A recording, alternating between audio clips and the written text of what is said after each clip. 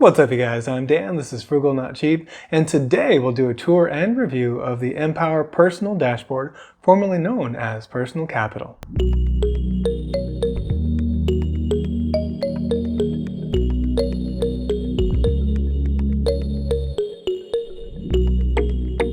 Hey guys, so I've used Personal Capital for many years. At one point I even ran Personal Capital in conjunction with Quicken at the same time. Because Personal Capital is free, then even though I was paying for Quicken, it was still nice to have as kind of an adjunct. And you can see in my video in 2022, I finally got sick of Quicken and moved over to just using Personal Capital. And I've been doing that ever since. At one point, a company called Empower bought Personal Capital, and luckily they haven't really done anything negative that I can see on the platform. So a lot of the stuff that's in my long video about the personal finance app space in 2022 is still true. But since then, of course, I've done a lot of work on giving an idea of what the landscape is here in 2024. So you can check out that video. And if any of the individual apps that I mentioned there look interesting, I've also put out tours and reviews of those. Things like Monarch Money and Simplify by Quicken, etc., etc. But today we're looking at Personal Capital, which is now called Empower Personal Dashboard. So when you look on the Play Store for the app, make sure that you look for the Personal Dashboard. There is also an Empower app, of course, for people that have, accounts with them. So that's a separate deal. So here we are with the welcome screen of the Empower Personal Dashboard. As you can tell, there's a lot of white space. This is because it is a web-based application rather than desktop. And so it will work for different varieties of like screen orientations and resolutions. And then also I suspect that a lot of this is basically baked into the mobile app as well. And we'll look at that later, but that makes development probably a lot easier for them. In any case, it does have a lot of helpful information, I think, right here on the front page. On the left, it's got all of your different accounts and their balances. It's got a quick summary of your assets and liabilities here. And then it's also got your total net worth. And so, of course, if you were to click on any of those accounts, you could go in and look at the detail. But before we do that, let's look over here on the kind of the right side of the screen. And we've got a few tabs. We've got the overview, we've got banking, investing, planning, and wealth management. And there are a lot of different things that we can do over there. When we look at overview, we have a link to this dashboard. We also can look at our net worth and then also all the transactions. I do that in order to just keep up with them, but mostly I do that using the mobile app. Then we've got cash flow, budgeting, bills under banking. You can also, they offer to open up an account with them. And then the investing section, this is where Empower really shines, is it's got holdings, balances, performance, allocation, and US sectors. And the other part where it really shines is here in planning, where we have the retirement planner, a savings planner, a fee analyzer, and an investment checkup. And then, of course, they have this wealth management tab in order to try to, convince you to open up an account with them. But again, that's absolutely not necessary. You don't need to do that at all. Then you can get referrals if you meet certain criteria. I took those off because they had my full name on them at one point. And so just for now, while I'm being anonymous, we'll do that. But eventually, probably I'll stop doing that and put in the referrals again. We'll see. And then again, those referrals do come in as Amazon credits, so if I fired abroad, they won't really mean anything to me anyway. Unfortunately, Amazon does not have a presence in Thailand. Seems to be some strong incumbents out there with Lazada and others. In any event, going back here to the actual dashboard, what we have is our net worth chart, which is really cool. Currently, it's set for 90 days. That's kind of the default date range. Then you've got budgeting, so you can see how your spending is. You can see that this was a very heavy spending month for me. I've spent well over budget. I've spent $4,500 basically against a budget of $2,750, and it also has a comparison to last month. So the red one is the current month, and then the yellow circle is last month. And as time goes, or it might be the other way around, sorry, we're at the end of the month, so it's hard to say. But in any case, it does give you an idea of, okay, at this point in the month, comparing one circle, the current circle, to the last one, how's my spending so far? And that's pretty cool. Then to the right of that, we have our cash flow. So it's going to show you how much your income was this month to date versus last month, how your expenses are this month to date compared to last month, and then the net, of course, as well. And then it also tells you what your overall cash flow is for the year so far at the bottom. So that's pretty cool. On the right, you just kind of have these little what would I call these things? I guess little cards. One where they're trying to schedule, basically this is one's an ad for their services, their wealth management services, or to get an account with them, where it's telling you, hey, what you're doing isn't optimal in some way. For me, they just think I have a lot of cash, but most of that cash is just sitting in my different index funds, and so it's not really something I have control over. And the rest of it, of course, is used to basically save up my credit card rewards to pay for airline tickets, and then also as just a liquid emergency fund as well. So here more about that cost of cash, which is fine. Also an ad for Doctor Advisor. And so yeah, basically this whole section is an ad that's going to show you some different things, but some of it could be a little bit useful, I guess, as well. And this is talking about if you do equal weights by sector and style rather than what I'm doing, which is a market cap weight. And then, of course, a link to the retirement planner. And then they have some blogs that they put out with some useful information. Okay, let's scroll down. So down here we have our portfolio balances over time. Again, this is set to a 90-day default.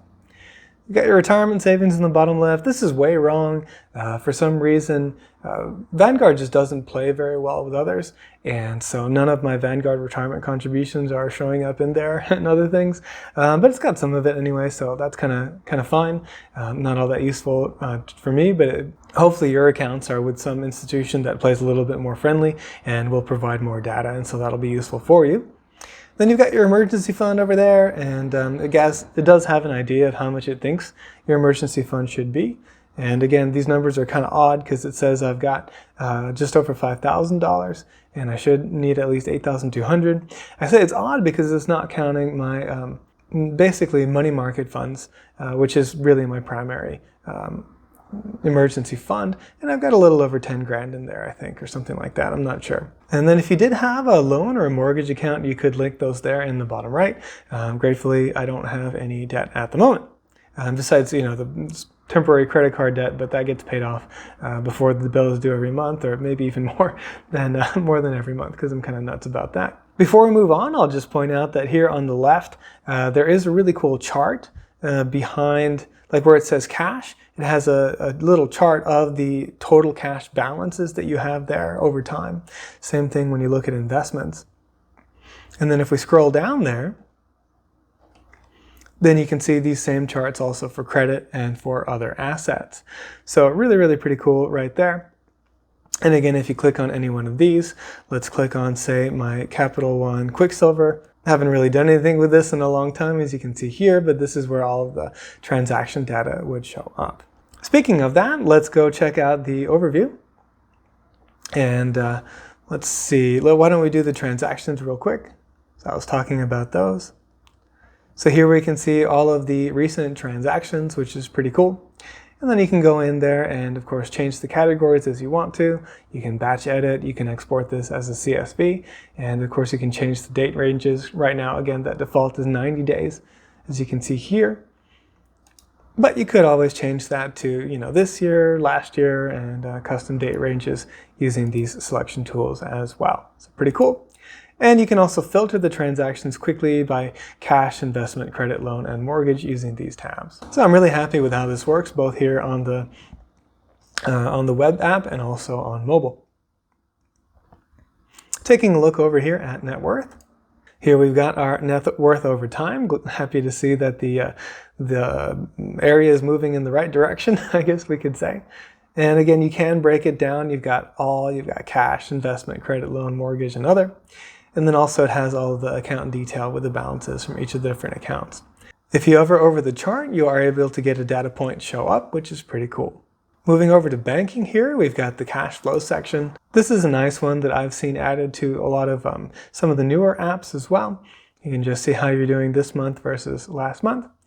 And you can not only look at cash flow here, but you could also click over and just look at your income, and then also just focus on the expense side as well. So here we have all of our expenses, but I'll be digging deeper into this on a different screen. That screen is found by going over here to banking again and looking at budgeting. And here we have again that nice circle chart from the dashboard. But then we also have all of the detail on how much we spent on different categories. And we can click here to go down and up, and you can also scroll there as well. And then you can see where those hit over time throughout the month as well over here. And of course the big one is going to be the rent here at the beginning of the month. Then down below you do have the transaction details. So you could recategorize here if anything needed a little work as well. Then we've got bills. And this section's not all that useful to me. As you can see here, it doesn't take care of any of your utility bills and stuff like that, unfortunately. It would be nice if it had greater functionality here. That is something that you can get with other applications. However, it does at least show you all of your credit card bills, so that is still something useful. So we have all of mine, and of course, there's nothing due and everything's paid, because I keep up with that very much. Probably too much. All right, let's take a look at investing, and we can take a look at our holdings. So this is pretty cool. It's got an index, a U index, which shows you how your portfolio is performing, and you can compare that to a number of different options: the S&P 500, total U.S. stock market, foreign stock market, and U.S. bonds. And then down below it has all of the holding detail. Not only the number of shares, the price, then their percentage change for the last day and how much that is in dollars, and then also, of course, the ongoing value. So that's holdings, and then we have all these other ones that we can take a look at as well, which are, of course, the same ones that are shown here. So we can also go over here to our portfolio balances, and we can see those balances over time, and they're color-coded by account, which is pretty cool and useful as well. And again, you can change the date ranges at leisure over here. Taking a look at performance, here we can kind of see more detail about that initial chart that we saw on the holdings page. But here now we could compare to like a blended or a foreign blend or alternatives, all kinds of different stuff over here. And if you want to know more about these indexes, you can click on index descriptions and it'll let you know what it's talking about. Okay, then we've got allocation. And this allocation view is probably my favorite one because I often talk about how you don't want to think about your portfolio as just being composed of a bunch of different horses in a race. Well, I guess in a way you are, but you're kind of the owner of all of them, right? It's more like having a team and making sure that the whole team is going to perform well, rather than, I don't know, sort of thinking of it as individual gambling bets that we're placing on different horses, if that makes sense. So I do have a video that came out recently about portfolio composition or asset allocation that talks more about that. But here we can see what it thinks my composition is, which is roughly 60-40 US international, and it's basically 100% equities as well. So that's just following the global market cap, and that is my investment philosophy. Then we can also dig into US sectors. And when we do that here, we can see basically in my US equity holdings, how much do I have, what's the percentage of the total in different spaces. And of course, since most of the US market is made up of technology, then technology weighs pretty heavily in my portfolio there. So very happy with these investment tools that we have in Empower's personal dashboard. They're similar to what you could do with Quicken Desktop, which is now called Quicken Classic, which is very powerful. And then just there's not a whole lot of the apps out there that provide this functionality, and certainly none that do that for free. So more on that a little bit later when we do the conclusions and review. Finally, we've got the planning tab, and here we've got a very cool thing, which is the retirement planner. So Quicken Classic also has a retirement planner, but again, this is another feature that's not readily available in a lot of different softwares. And as you can see here, I have an official plan and also an alternative plan. One is to fire in Bangkok in Thailand, and the other is to continue my current living conditions here in the United States. And as you can see here, there is a difference in the chance of success, though I'm pretty pleased that the chance of success is relatively high, even for the one here in the US. But this would require me to work, though, major point, to the age of 45, and I'm currently 39 years old. So I'd have to keep working a little bit longer in order to fund retirement here in the United States. They do have a little plug for this thing called Smart Withdrawal, which is their way to help you kind of do optimize withdrawals in retirement, I guess. And so, again, they do provide all these little services, but the great thing for me is that for now, at least, hopefully this won't change. They're still providing a whole lot of good stuff for free, and they don't really bother me at all with all this stuff. Like, there's a few ads, whatever. They're all ads for their own services. It's kind of nicer not to have ads for, I don't know, whatever random pantyhose or something coming up instead. I don't know why I picked that, but whatever. So you can see your projected value under the median condition in blue, and under the sort of the terrible case, the 10th worth percentile cases in the light blue. And then down below we have all of our different settings. So in these settings, you set how much you have saved currently. That'll, of course, update based on your accounts, how much you're saving per year. Then you can put in Social Security. And then, of course, you want to put in how much you're going to be spending in retirement. Then, if you click on any of these, you can see that you can add a whole lot more detail to your plan. I don't have a lot of it, but you could add in annuity income, inheritance, pension income, blah, blah, blah, all kinds of other incomes that might come up, even work during retirement. I, of course, plan to continue this channel, and thank you to you subscribers and viewers. Thank you very much. This channel does generate a very small income, but it's still a positive income, and it's pretty cool to see. Even $100 or whatever will carry a long way in the country of Thailand, so that's pretty cool. So yeah, thank you. And it also means that this content is helpful, so that's really the main point for me, is to put out helpful content out there and to try to provide more financial information and education. All right, so with that, we also can add some spending goals. As you can see here, very, very good detail. You can do charities, support for dependent, education expenses, healthcare expenses, upgrades for things, a wedding, a new vehicle. So any other expenses as well that might not fit these classifications, renovations. So really a very, very detailed retirement planner that we have here from Empower. And then it's even got also a detailed cash flow table. So that pops up down below, and here we can see basically the detail that's going in behind the chart that we had up top. So very, very cool. Before I move on, of course, you might be thinking about, wait a second, what are all the different assumptions that go into these calculations? Well, that's where this Edit Assumptions button comes in. And we can see here that you can put in basically your effective tax rate, your expected inflation rate, and then also your life expectancy as well. And you can also edit your profile. And this profile also has some more information, like how much you're earning. This helps to calculate the savings rate, your marital and tax filing status, and then, of course, your date of birth, which does your age, and you can also add children here as well. And then finally, we also have an investment checkup tool. This is pretty cool. Here we have basically a number of different categories. One is about your asset allocation. It thinks that mine is too aggressive and that I could basically have better risk-adjusted returns. But I don't really care. This is kind of like my risk tolerance allows for this. So I'm very happy with my asset allocation. Next, we can look at stocks. And here it's telling me that I have some sector concentration risk. I have about 30% of my portfolio in stocks.